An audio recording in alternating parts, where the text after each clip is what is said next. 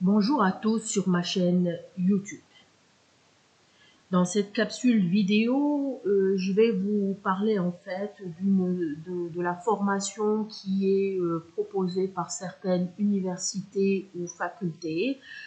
C'est une formation qui est proposée pour ces doctorants et il s'agit de la formation sur la propriété intellectuelle qu'on appelle WIPO ou OMPI, provenant de l'Organisation mondiale de la propriété intellectuelle. En fait, au niveau de votre faculté ou université, lorsqu'on propose ce type de formation, eh ben, cette formation, elle est sous la direction d'un ou plusieurs professeurs de la faculté même qui ont reçu une formation, bien sûr, au préalable sur le sujet de la propriété intellectuelle.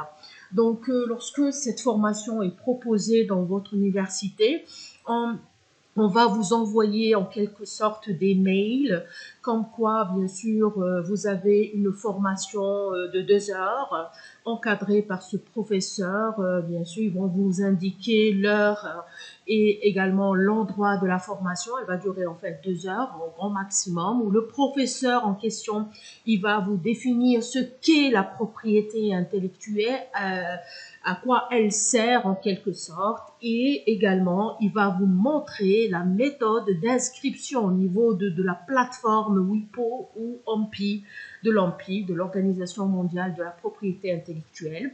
Il va vous montrer comment, il va vous donner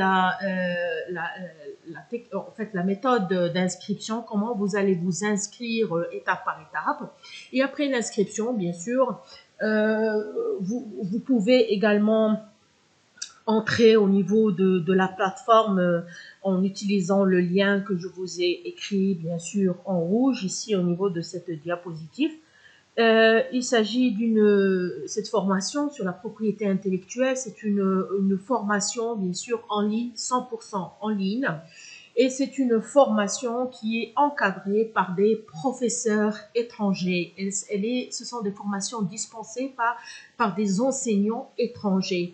Donc, lorsque vous allez vous inscrire sur la plateforme WIPO, eh ben, et vous allez vous rendre au niveau en fait, du lien que je vous ai inscrit, vous allez trouver plusieurs types comment dire, de formations, plusieurs types de cours, et vous allez constater que ces cours peuvent être dispensés en différentes langues, en français, en anglais, en portugais, en chinois, comme vous voulez. Donc vous allez choisir la langue, en fait, le cours qui est dispensé avec la langue qui vous est facile, bien sûr, la langue que vous connaissez le mieux et avec quoi vous pouvez vous exprimer facilement. Donc, comme vous pouvez savoir, il existe plusieurs types de formations.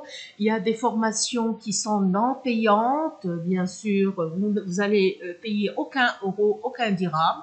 Et bien sûr, de l'autre côté, il y a des formations qui sont payantes, environ, si je me rappelle bien, entre 100 et 150 dollars la formation. En fait, ces formations, lorsque vous allez vous inscrire via votre université, c'est l'université qui paye pour vous, elle est conventionnée avec, bien sûr, l'OMPI, l'Organisation mondiale de la propriété intellectuelle. Donc, il ne vous reste plus qu'à vous inscrire à cette formation.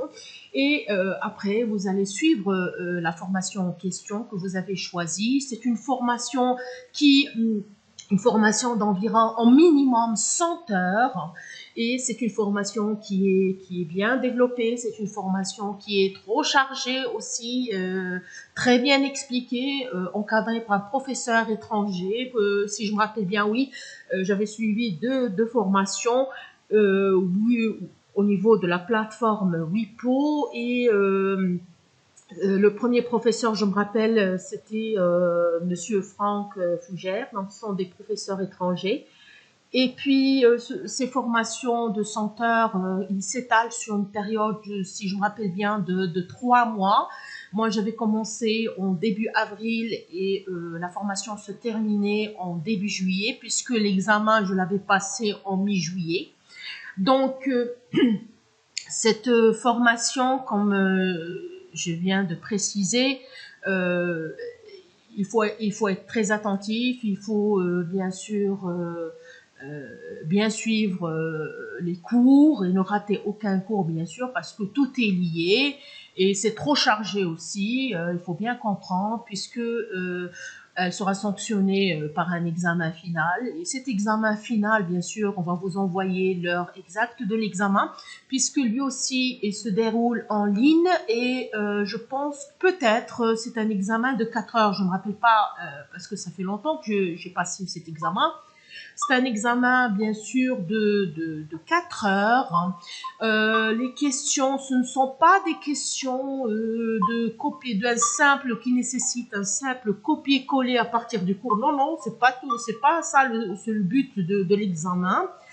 Ce sont des questions, surtout des questions de synthèse. Il vous donne une question, vous allez répondre en utilisant votre intelligence et c'est comme si vous allez rédiger bien sûr un paragraphe en utilisant bien sûr des phrases courtes, simples et précises, et également des questions, ils vont vous poser des problèmes, des sortes de problèmes avec des questions, vous allez y répondre bien entendu, et après vos réponses, vous allez les télécharger sous forme de PDF, et ce PDF, vous allez l'envoyer à votre professeur encadrant, bien sûr toujours en ligne, à la seconde près.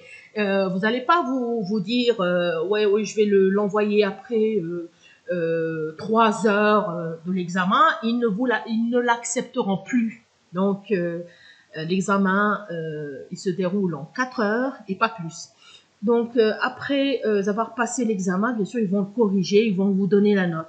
Si votre note est supérieure à 50%, eh ben, vous l'avez réussi. Sinon, vous avez raté votre examen. Et si vous ratez votre examen, bien sûr, les 100 heures ne seront pas comptabilisées, ça c'est sûr. C'est comme si vous n'avez pas suivi de formation sur la propriété intellectuelle. Moi, j'avais passé la première formation en 2017, c'était sur les brevets d'invention. Et les brevets d'invention, et j'ai obtenu la note de 77 sur 100. Donc, comment dire, la deuxième formation en 2018, c'était sur également la propriété intellectuelle, et j'ai obtenu, là, je ne me rappelle plus le titre exactement, j'ai obtenu la note de 81 sur 100. Donc, je les avais passées avec succès. Donc, ces formations sur la propriété intellectuelle seront un plus à mettre dans votre dossier scientifique en tant que doctorant. Donc, merci d'avoir bien suivi cette petite capsule qui a été un peu rapide, c'est sûr. Mais si vous avez d'autres questions à me poser, vous pouvez les écrire dessous en commentaire. Merci. Au revoir.